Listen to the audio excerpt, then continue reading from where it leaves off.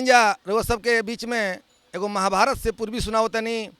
जब महाभारत के लड़ाई शुरू होखे वाला बा उस समय भगवान श्री कृष्ण जी जाके कुंती से कहनी हाँ कि बुआ तू जानत तड़ू कि कर्ण भी तोहरे लइका हवन, आई बात के हम ही तू जानत तनी जा, तो अगर कर्ण के हमनी ओरे मिला लेबू तो हमनी के युद्ध जीत जाइल जाई, आ न तो युद्ध में केकर जीत होई के मरी ई कोई जानत नहीं खे। कौना भाव में चली है कुंती कर्ण से सारा बात सुनावे खातिर गाना के माध्यम से सुनी, शेर के माध्यम से सुनी।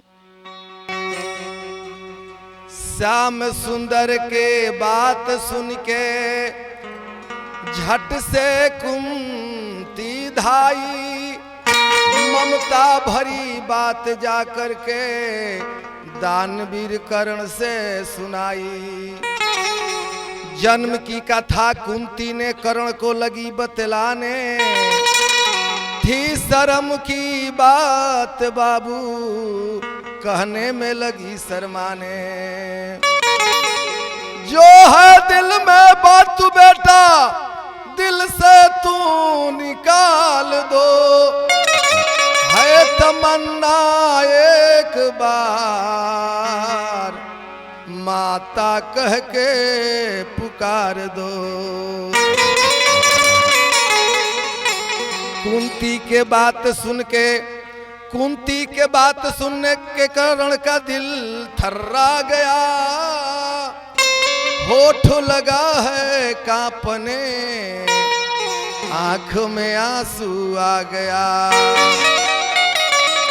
कुंती कहली कि तू हमारे बेटा हवा, हम तुहर माई हई, समय से कुछ समय आगुराए से मंजूसा में बंद करके तुहरा के बहाद रही दरिया में, आज हमरा के माई कह तू हमार बेटा अब हम तोहर मतारी हई। इतना बात करण जो सुन ले आंख डबडबा गई, ओठ कापे लागल, कहले कि तोहरा के माई कैसे कही, कौन भाव में कहतड़े गीत के माध्यम से सुना। आखिया से गिरे पानी, अरे बोले करण दानी,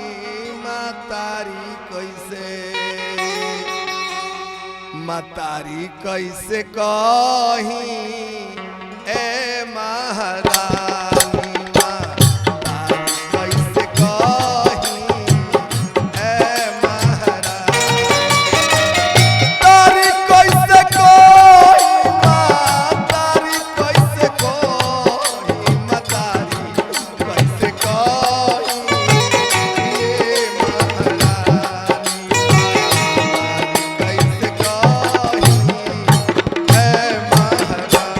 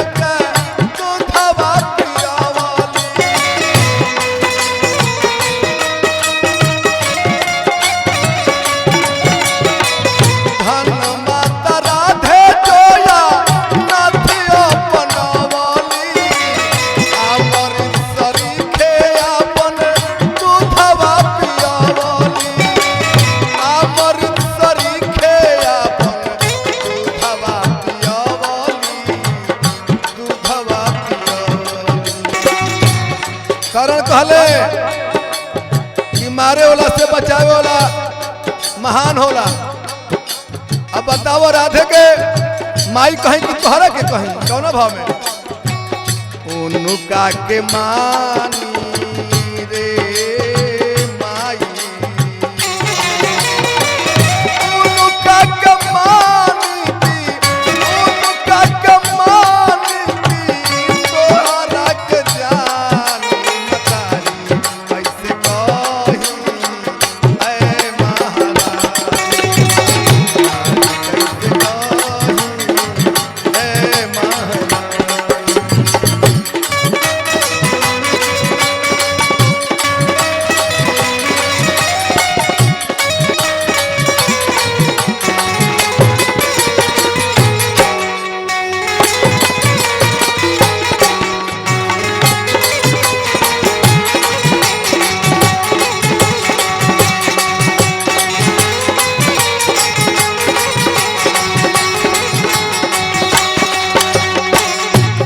कहले करण की हमार नाम दानवीर करण है, हमरा भी कोई आपस ना जाला, हम तोहरा भी युद्ध करे त ना आइम, लेकिन एगो वचन देते न तोहरा के का कहतले देतानी बचनिया तोहर पांच बेटा रही है और गुन मरई है तो कारण चली आई है और जुन मरई है तो कारण चली आई है कर चली आई गावेलन विजेंद्र रे जादू गावेलन विजेंद्र माई गावेलन विजेंद्र माई बेटा के कहानी मतारी कैसे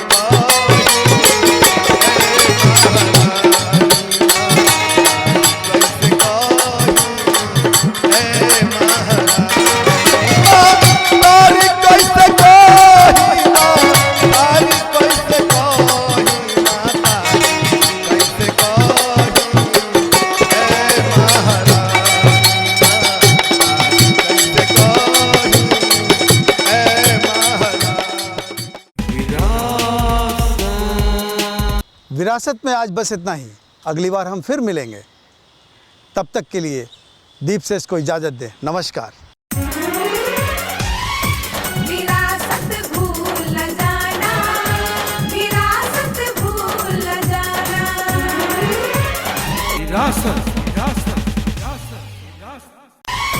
विरासत भूल न जाना, विरासत भूल न जाना, विरासत भूल